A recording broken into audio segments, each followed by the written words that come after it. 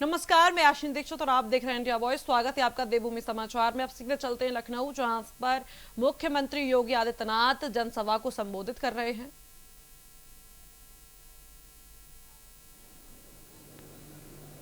जन और धन की व्यापक हानि के बाद तब हम सक्रिय होते हुए दिखाई देते हैं और अपनी संवेदनाएं व्यक्त करते हैं। जबकि मेरा मानना है कि आपदा के प्रति लेफ्टिनेंट जनरल योगेंद्र डिमरी जी, पुलिस महानिदेशक उत्तर प्रदेश श्री राजीव कृष्ण जी, उत्तर प्रदेश शासन के सलाहकार श्री अवनीश अवस्थी जी, प्रमुख सचिव श्रीमती अपर्णा यू जी, एसडीएमए के पूर्व VC lieutenant general Shahi ji, DG PAC और एसडीआरएफ श्री आलोक सिंह जी, आज के इस कार्यक्रम में उपस्थित उत्तर प्रदेश राज्य आपदा प्राधिकरण से जुड़े हुए अन्य सभी कार्मिकगण, उत्तर प्रदेश शासन से जुड़े हुए हमारे सभी अधिकारीगण, उपस्थित बहनों और भाइयों, मैं सबसे पहले उत्तर प्रदेश राज्य आपदा प्रबंधन प्राधिकरण के इस नवनिर्मित भवन के उद्घाटन कार्यक्रम के अवसर पर प्राधिकरण को और इस पूरी व्यवस्था के साथ जुड़े हुए जितने भी स्टेक होल्डर्स हैं, इन सबको हृदय से बधाई देता हूं।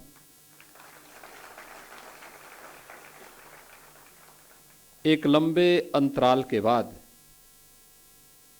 यह भवन बनकर के आज तैयार है और अब अपने पूरी क्षमता के साथ उत्तर प्रदेश को किसी भी आपदा से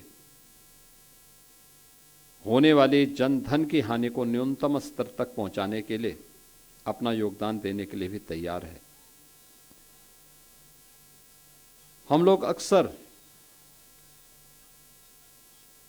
आपदा आने के बाद जन और धन की व्यापक हानि के बाद तब हम सक्रिय होते हुए दिखाई देते हैं और अपनी संवेदनाएं व्यक्त करते हैं। जबकि मेरा मानना है कि आपदा के प्रति हमारी पहले से ही सतर्कता, पहले से ही तैयारी और पहले से ही जागरूकता इस जन और धन की हानि को न्यूनतम स्तर तक ला सकती है। और यह हम लोगों के दैनिक जीवन का हिस्सा भी होना चाहिए। स्कूली पाठ्यक्रम का हो या परिवारों के बीच में भी आपसी संवाद के माध्यम से भी इन सब बातों को बताए जाने की आवश्यकता है। हमें याद है बचपन में सामान्य स्कूली कार्यक्रमों के माध्यम से भी और परिवारों में भी इस बात की चर्चा होती थी कि आग लग जाए तो क्या करना चाहिए, अर्थक्वेक आ जाए उस समय क्या सावधानी बरतनी चाहिए,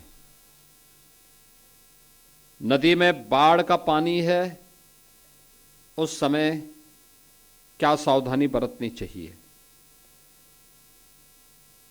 ये सामान्य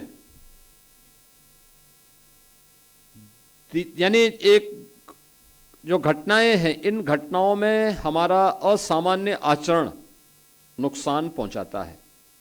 लेकिन जब हम थोड़ी भी उसके प्रति अवेयरनेस पैदा करते हैं, लोगों को बताते हैं, उसके बारे में जानकारी रखने के बारे में उनकी दिनचर्या का हिस्सा इसको बना दें, तो होने वाली बड़ी बड़ी जन धन हानि को रोका जा सकता है, उसको नियंत्रित किया जा सकता है। लेकिन अक्सर होता है कि हम लोग ये मान के चलते हैं कि घटनाएं तो एक सामान्य प्रक्रिया का हिस्सा है और उसके नज़रअंदाज करने का हमारा जो प्रयास होता है, जो एक प्रवृत्ति होती है। दूसरा, हमें मान के चलते हैं जब कोई व्यक्ति, क्योंकि मैं पिछले 3 वर्षों से लगातार, जब लेफ्टिनेंट जनरल शाही जी भी यहाँ पे थे तब भी मैं कहता था कि हमें ट्रेनिंग पे ध्यान देनी चाहिए। और इस बार हम लोग अभी 45,000 होमगार्ड भर्ती की प्रक्रिया को पूरा कर रहे हैं और मैंने अनिवार्य किया है कि आपदा मित्र जिनको हमने ट्रेनिंग दी है उनको हम प्रायोरिटी देंगे होमगार्ड में भर्ती होने के लिए। लेकिन साथ साथ ये भी अनिवार्य है कि जो होमगार्ड के स्वयंसेवक हैं उनको अनिवार्य रूप से हम लोग आपदा मित्र की ट्रेनिंग भी दें। फर्स्ट रिस्पॉन्डर कौन है, इनकी मॉक ड्रिल के बारे में हमारी क्या तैयारियां हैं, और इसको लेकर के अगर हम उन्हें फैसिलिटी उपलब्ध करा रहे हैं, आज अच्छा मानदेय उनको दे रहे हैं, कैशलेस की 5 लाख रुपए प्रतिवर्ष उन्हें स्वास्थ्य की सुविधा भी उपलब्ध करवा रहे हैं, घटना दुर्घटना होने पर किसी होमगार्ड के स्वयंसेवक को हम लोग लगभग 35 से 40 लाख रुपए की सहायता उसके परिवार के सदस्य को भी उपलब्ध करवाते हैं, और मुख्यमंत्री राहत कोष से 5 लाख रुपए की सहायता अतिरिक्त हम उन्हें उपलब्ध करवाते हैं। यानी इतनी बड़ी राशि इसलिए उपलब्ध करवाते हैं जिससे वह अपनी सेवा का बेहतर उपयोग समाज के लिए कर सकें और समाज को उसके माध्यम से राहत उपलब्ध करवा सकें। फैसिलिटी का मतलब ये नहीं होता है कि हम उसको इतनी फैसिलिटी दे दें कि वह वही उस पर बोझा बन जाए या सिस्टम ही उसको बोझा मानने लग जाए। तो न हम उस पर बोझा बनने दें और न सिस्टम को उसे अपने ऊपर बोझा बनने देना चाहिए। इसके लिए आवश्यक है अवेयरनेस के कार्यक्रम हमारे ऐसे चलने चाहिए जिससे एक सामान्य व्यक्ति को भी अगर कहीं कोई आपदा आती है तो उस आपदा में हम उसको राहत उपलब्ध करवा सकें। और इस दिशा से जो प्रक्रिया प्रारंभ हुई प्रदेश के अंदर, मेरा मानना है एक अच्छी शुरुआत है। हमेशा आपदा नहीं आएगी, लेकिन जब आपदा ना आए, शांति के समय में हम लोगों को स्वयं की ट्रेनिंग पर भी ध्यान देना होगा, लेकिन साथ साथ स्कूल कॉलेजेस में जाकर के अगर हम इसके बारे में भी कुछ लोगों को बता सकें, छात्रों को बता सकें, वहाँ के शिक्षकों को बता सकें। किसी रविवार के दिन जनपद स्तर पर प्रधानाचार्यों के सम्मेलन के माध्यम से भी उनको हम बता करके उन्हें इससे किसी भी आपदा से जुड़े हुए क्या क्या सावधानियां हैं, इन सावधानियों के बारे में अवगत करा सकें, तो मुझे लगता है कि देश की बहुत बड़ी सेवा ये हो सकती है। आपदाएं कई प्रकार की होंगी। एक प्रकार की प्राकृतिक आपदा वह है, बाढ़ है, कहीं पर लाइटनिंग की घटना है,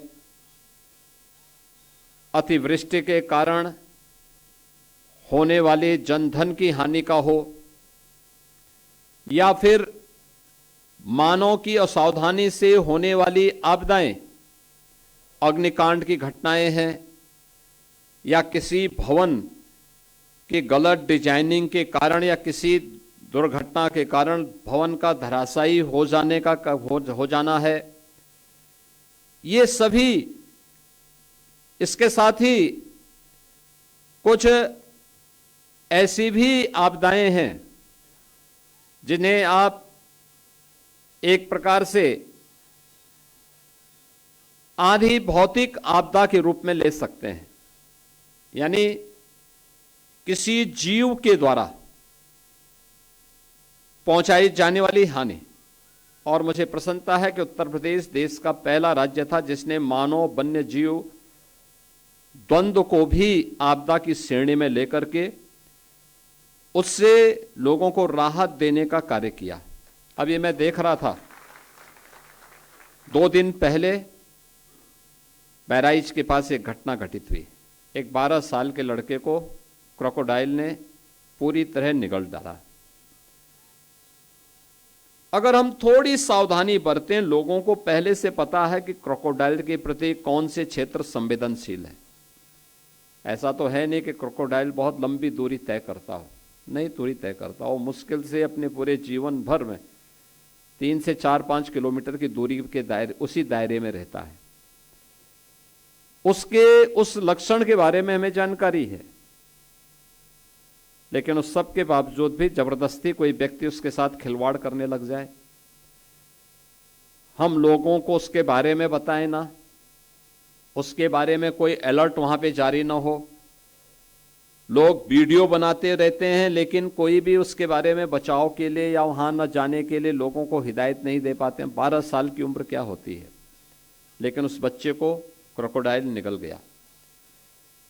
नियमित रूप से मानव वन्य जीव के बीच में होने वाले द्वंद्व और उसके कारण होने वाली हानि के बारे में हम लोगों के स्तर पर अभी भी जो प्रयास होने चाहिए, भाई हर व्यक्ति जान रहा है। मैं कल बिजनौर में था, परसों में बिजनौर में था, और बिजनौर के अंदर में मैं इस बात को देख रहा था। हम लोगों ने वहां पे पिछले 2 वर्ष में 80 लेपर्ड हम लोगों ने वहां से रेस्क्यू किए हैं। मैंने वहां पूछा लोगों से, मैंने कभी इतने बड़े पैमाने पे लेपर्ड यहां कैसे आ गए? उन्होंने कहा साहब ये उनकी संख्या भी बढ़ी है, दूसरा ये सभी गन्ने की बेल्ट के अंदर ही ये ज्यादा पाया जा रहा है। सोगर लेपर्ड के रूप में लोगों ने उसका नाम दे दिया। अब वहां पे अगर व्यक्ति, किसान या कोई व्यक्ति उसके प्रति जागरूक नहीं है तो आसानी से उसकी चपेट में आ सकता है। आप देखें, इस बात को देखेंगे कि एक टाइगर और एक लेपर्ड के स्वभाव में बहुत अंतर होता है। टाइगर अचानक हमला नहीं करता, लेकिन लेपर्ड धूर्ततापूर्वक पीछे से हमला करता है, और जब भी उसको अवसर मिलता है वह छोड़ता नहीं किसी को। अगर हम उसके स्वभाव के बारे में और उसके द्वारा जो खतरे वाले क्षेत्र हैं उसको चिन्हित करके लोगों को अवगत करा सकेंगे तो बहुत बड़े पैमाने पे जन हानि को हम रोक सकते हैं। मैं भी देख रहा था, यहां पे मानव वन्य जीव द्वंद्व में 4000 से अधिक लोग इसकी चपेट में आए हैं। 5000 से अधिक लोग अन्य प्राकृतिक आपदा की चपेट में आए हैं, यानी 9000 से अधिक लोग उत्तर प्रदेश